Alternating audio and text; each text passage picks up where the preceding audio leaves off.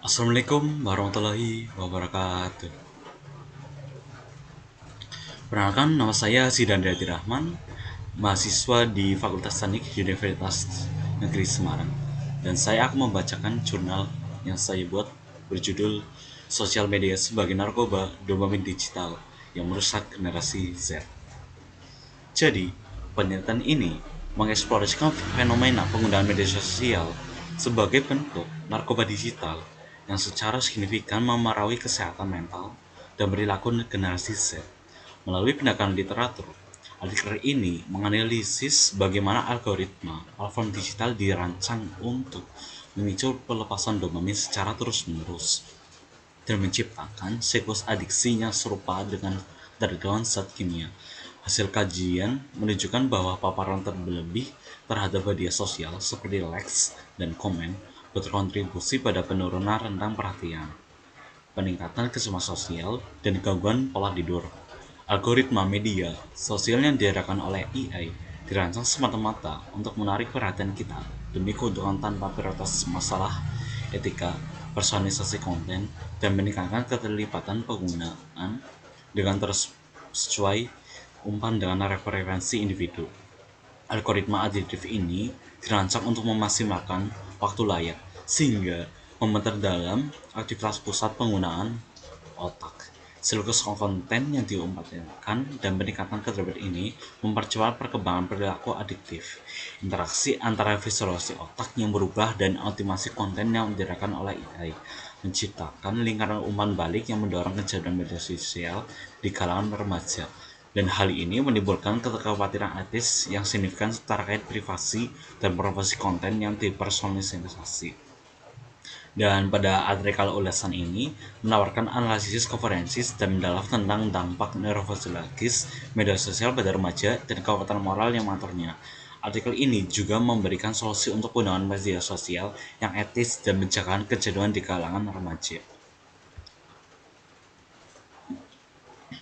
Dan pendahuluannya, jadi media sosial telah menjadi fenomena global yang didorong oleh ekspansi pesat Facebook, Instagram, YouTube, Snapchat, dan TikTok. Pada tahun 2024, jumlah pengguna media sosial aktif di seluruh dunia telah melampaui 5 miliar dan diproyeksikan mencapai lebih dari 6 miliar pada tahun 2028. Namun, yang paling mengkhawatirkan adalah peningkatan mendadak kecanduan media sosial yang memengaruhi remaja yang paling rentan dan membuat mereka paling mudah terpengaruh oleh pengaruh negatifnya. Dan studi menunjukkan bahwa hampir sepertiga dari semua pengguna media sosial adalah remaja dan dewasa muda. Sementara 93 hingga 97% dari semua remaja berusia 13 hingga 17 tahun menggunakan setidaknya satu bentuk media sosial. Dari jumlah tersebut, remaja putri berusia 16 hingga 24 tahun menghabiskan lebih dari 3 jam setiap hari di media sosial.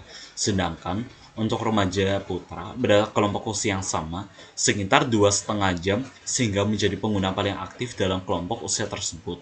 Berdasarkan bukti demokratis apapun, penggunaan media sosial telah menjadi bagian integral dari kehidupan remaja. Hal ini memegang peranan terbesar dalam mempengaruhi privasi remaja tentang penerimaan teman sebaya dan identitas sosial. Selain itu, kurangnya pengawasan orang tua di situs-situs ini memberi remaja lebih banyak keleluasaan untuk memenuhi kebutuhan psikologi. Dan jadi, generasi Z pada lahir 1997 sampai 2012 adalah generasi pertama yang tumbuh dengan aktivitas internet penuh di tangan mereka. Namun, kemudahan ini membawa konsekuensi yang tidak terduga.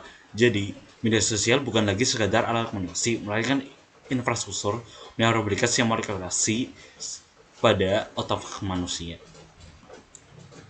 Jadi, secara spesifik, masalah utama terletak pada mekanisme variabel yang diterapkan oleh platform seperti TikTok, Instagram, dan X. Jadi, setiap kali yang dilakukan oleh seperti scrolling, mereka tidak tahu apa yang dia akan mereka temukan selanjutnya.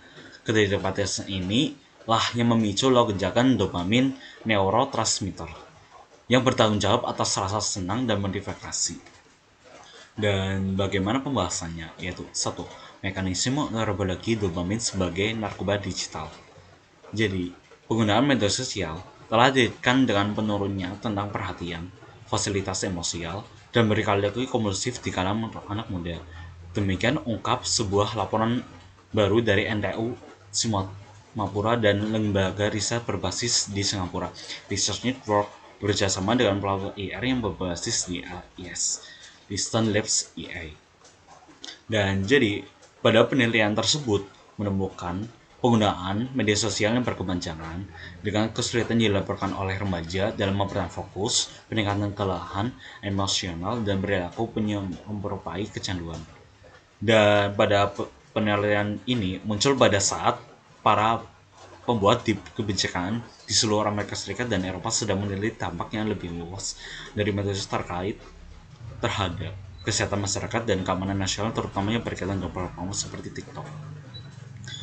Pola seperti kejauhan dan risiko ekonomis.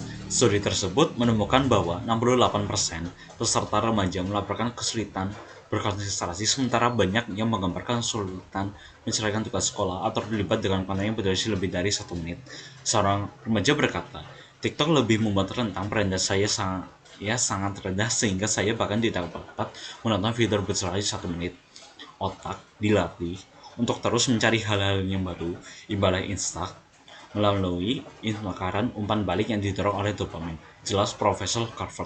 Jadi, seiring waktu ini mengurangi kemampuan kita untuk mendalam atau terlibat dalam pemikiran mendalam. Ini mencerminkan pola yang terlihat pada kejadian di mana lebih banyak stimulasi dibutuhkan untuk merasa puas. Pada kepala Instinctive Research Network, James Bliss, dan salah satu penulis laporan tersebut mengatakan, sudah saatnya platform dan pembuat perangkat yang membangun ekonomi perhatian bertanggung jawab untuk mendesain ulang sistem tersebut dengan kesejahteraan pengguna sebagai intinya. Kita harus melampaui fitur-fitur domestik seperti batasan waktu layar yang mudah diabaikan dan berhenti mendesain untuk modifikasi konten. Saatnya mendesain untuk memberikannya, terutama untuk generasi yang lahir di era scrolling. 2. Dampak psikologis kesehatan mental gadget di ujung tanduk. Jadi pada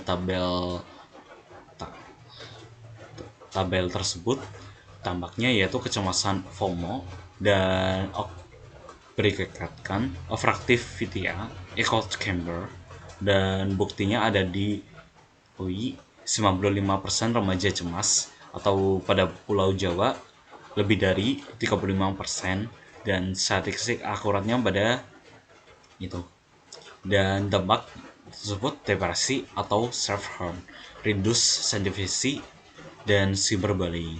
Dan buktinya ada pada naik 25% pada Harvard 2 kali risiko.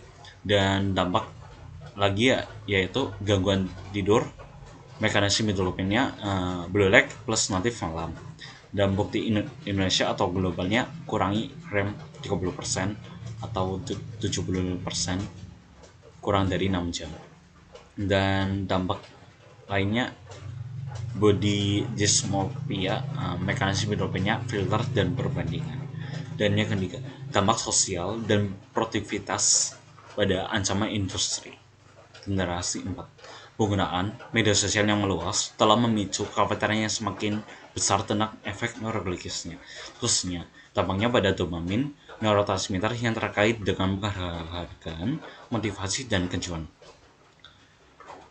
Hasilnya menunjukkan bahwa meskipun penggunaan sering meraih kepuasan jangka pendek dari aktivitas media sosial, seperti menerima suka atau komentar jumlah besar, melaporkan tekanan atau efek emosional negatif dan gejala yang punya perilaku adiktif, temukan bahwa penggunaan media sosial yang berlebihan mengakibatkan aktivasi jalur dopamin yang berkonotasi pada kelelahan kognitif dan kanan emosional. Pada penelitian yang diaplikasikan dalam JAMA Psychiatry yang diterbitkan pada tahun 2019 lalu menemukan bahwa remaja yang menggunakan media sosial lebih dari 3 jam per hari berisiko tinggi mengalami masalah kesehatan mental, terutama terkait cita. Jadi media sosial seringkali menjadi ajang untuk membandingkan diri dengan orang lain yang dapat menyebabkan perasaan tidak cukup, baik kecemasan dan stres. Banyak remaja merasa tertekan oleh pencapaian orang lain yang dipamerkan di media sosial, merasa diri mereka belum cukup mampu atau berhasil. Selain itu, Komentar negatif dan online bullying dapat memperburuk kondisi mental. Terjadi oleh Divisi Psikiatri Anak dan Remaja Universitas Indonesia pada 2021 menemukan bahwa 95,4% remaja usia 16 hingga 24 tahun pernah mengalami gejala kecemasan dan 88% dari mereka pernah mengalami gejala depresi. Lebih dari itu, 96,4% remaja merasa kurang memahami cara mengatasi stres akibat masalah yang mereka alami. Hal ini menunjukkan betapa seriusnya dampak negatif media sosial terhadap kecemasan mental generasi Z. Solusi pendekatan multilevel yang terperinci untuk detox dopamin digital. A. Solusi individu, dopamin fasting, dan habit reprogramming.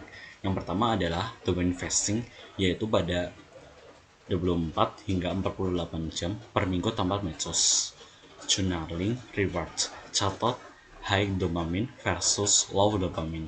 Aktivitas harian, scroll dan di-scroll dengan olahraga seperti lari 30 menit dapat diingatkan endorfin alami. Dan sleep hygiene, no screen 2 jam sebelum tidur. Gunakan night mode atau aplikasi Flux. Jadi berhasil REM sleep naik 20% dan kurangi insomnia 72% gengsi. Yang B, solusi teknologi IoT dan aplikasi hacking ala engineer elektro.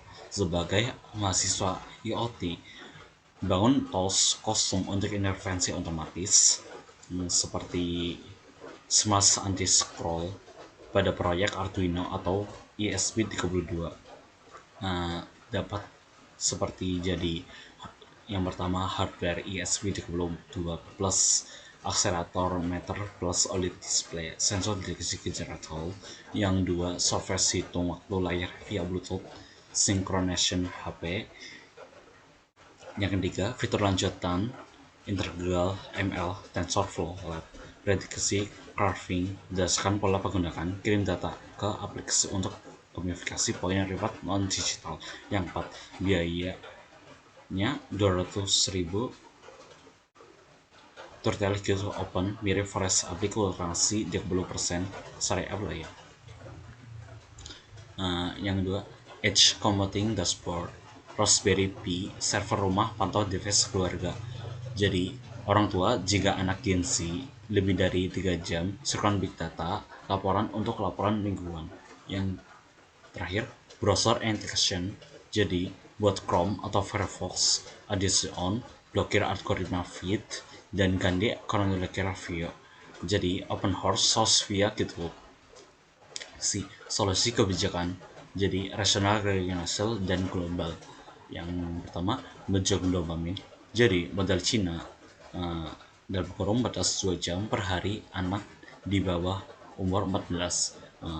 Kalau usul Indonesia yaitu pajak 10% untuk waktu layar lebih dari 5 jam dan dana ke mental health fund.